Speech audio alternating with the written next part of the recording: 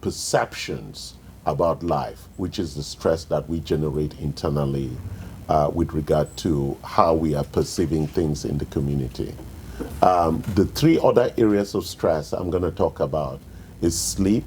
So in some ways, our perception actually affects sleep.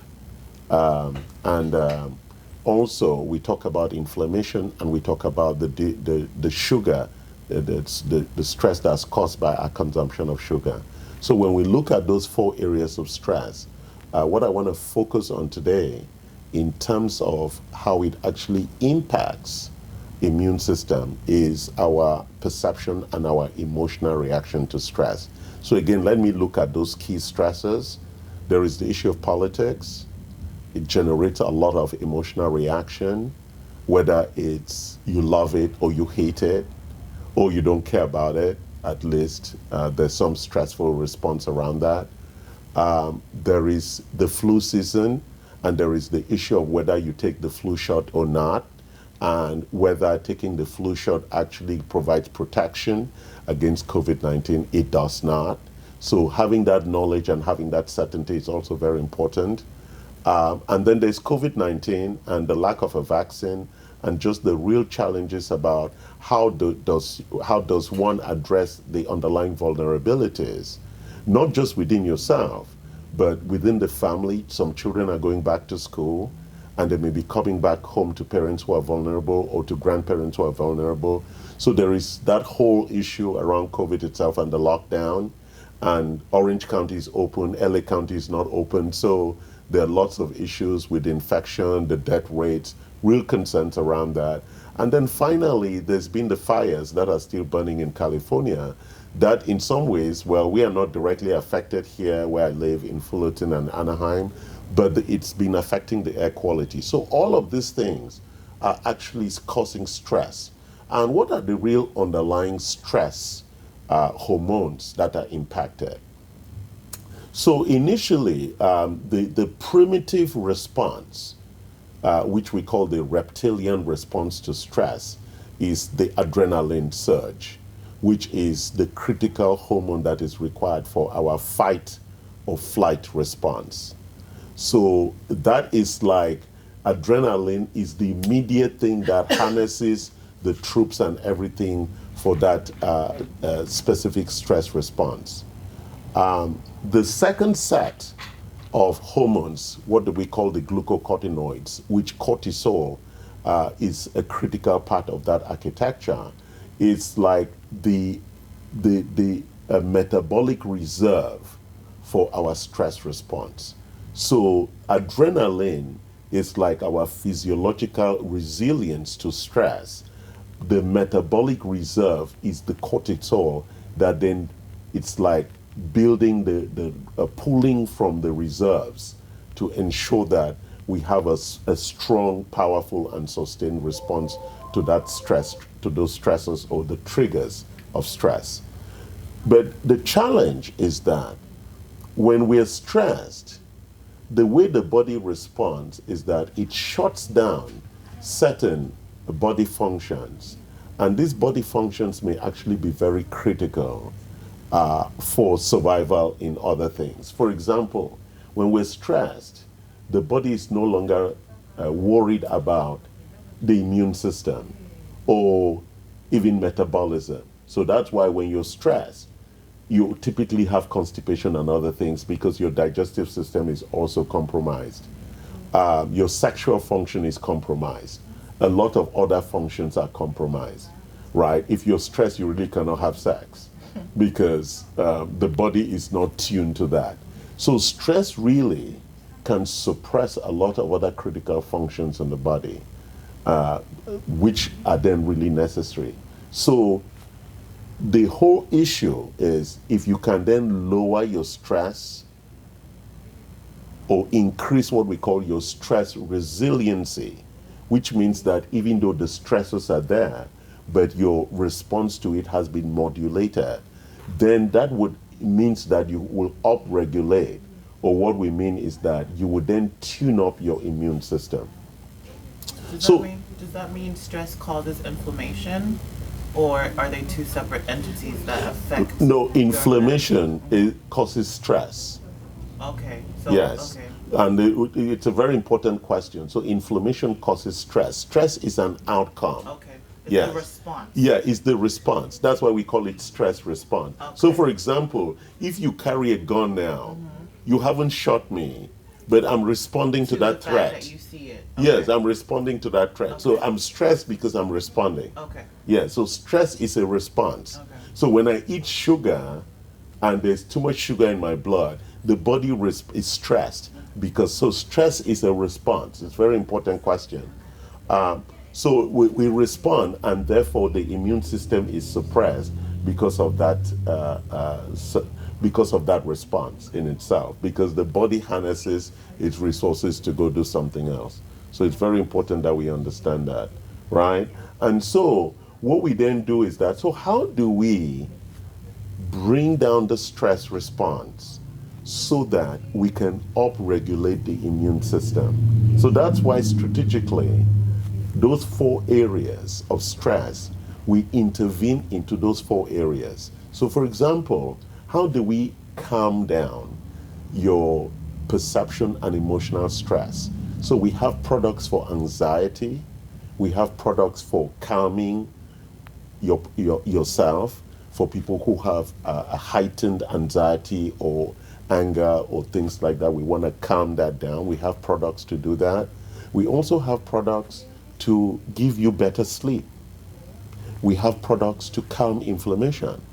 We have products to remove sugar from your blood.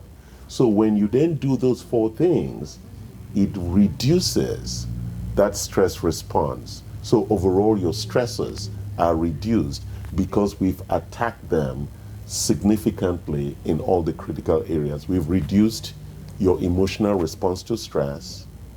We've given you better sleep. We've reduced your response to inflammation by reducing the inflammation itself. And we also have reduced sugar in the bloodstream by either you not eating sugar or using berberine and other products that would extract the sugar from the bloodstream. So we reduce the stressors. But now, on the other side, you may have an immune system that's already impaired. So now, how do we now up the immune system? And that's where now we look at the 2 parts of the immune system, which is the innate and the adaptive immune systems. And so we want to upregulate those by all the different products we've been talking about, Veraseed, Inflammatone, all the Inflammacore, all the products that Inflammatone and Inflammacore are things that reduce stress, the adaptogens and all the other products that we've been talking about to upregulate the immune system, vitamin D, vitamin C, zinc, selenium, all those products that really allow you to optimize your immune system. So overall, when we look at stress and the impact of stress on the immune system, it is critical that you build physiological resilience on your stress response and your immune response. So there is no one solution across that architecture. You have to do across both. And also you have to build a metabolic reserve for your stress and for your immune system. So let's explore something around how does one build resilience around one's emotional and perception around stress. So one of the things is about stress training. You have to train yourself. And one of the big things is about appetite. So if there is something that causes you to be angry or anxious, then you have to remove it so you can reduce that stress. For example, I used to listen to the news and every morning in the car as I drive to work or when I go home, I watch some news on YouTube because I don't have cable or TV. And I found out that as the election was approaching, a lot of that was really causing me a lot of anxiety. So a week or 2 weeks ago, I stopped. I stopped listening to it because first of all, there's nothing new that's coming up. And secondly, I realized that it was really exciting me because I really love politics. I find it very exciting. So I don't listen even to the BBC 1 o'clock, 1 p.m. news anymore. I don't listen to NPR. I don't watch the YouTube videos anymore. I did watch the debate, but one of the things I found out from the debate was that nothing that was said I didn't know, and therefore that's not necessary for me to increase my stress unnecessarily. Because if I'm increasing my stress, that's a very personal issue. I'm actually suppressing my immune system. And so that is not of value to me. So it's a very important thing at a personal level for all of us to look at our lives, right? Some people are stressed by money. Some people are stressed by relationships. Some people are stressed by their jobs. So people are stressed by a lot of different things that we're already aware, stressed by family. So you have to look at each of those things. But just cutting it away is not a solution for some of the things, because if you're married to somebody who stresses you, then you have to deal with it.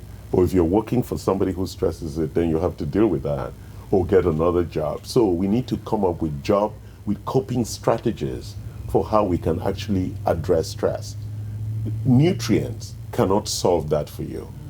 Nutrients can help with sleep, but even so, even with the sleep issue, you have to address the underlying issues with regard to sleep itself.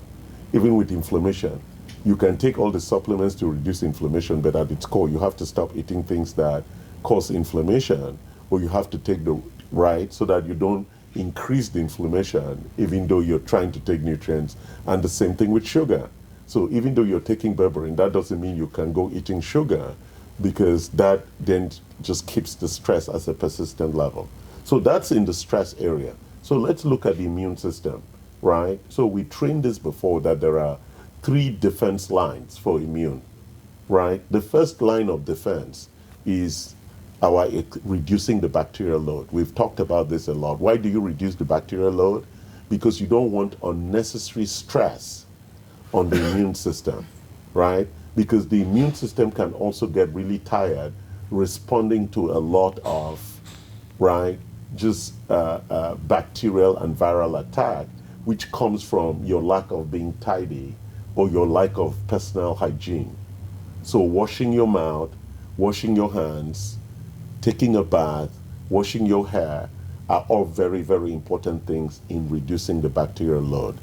And once the bacterial load is released, it means that you can now have an immune system that at least is not really concerned about your nose, the air coming in, your mouth, the quality of saliva that you swallow all day, your hands, your face, and all of those things that you can actually reduce. What's the second line of defense?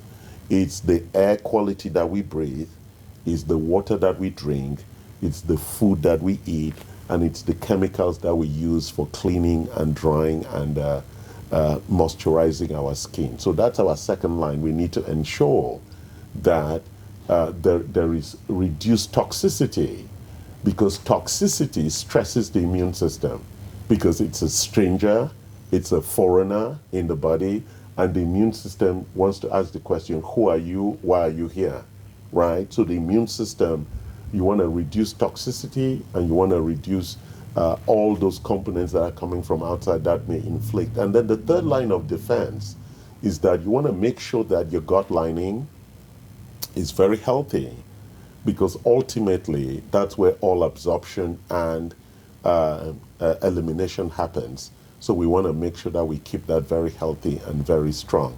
So I'm going to conclude. This is a short workshop today by saying that those 3 lines of defense are very critical.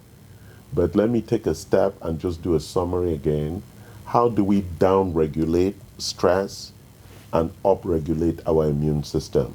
So to down-regulate stress, we want to make sure that we address those 4 areas of stress and that we are doing something to reduce them.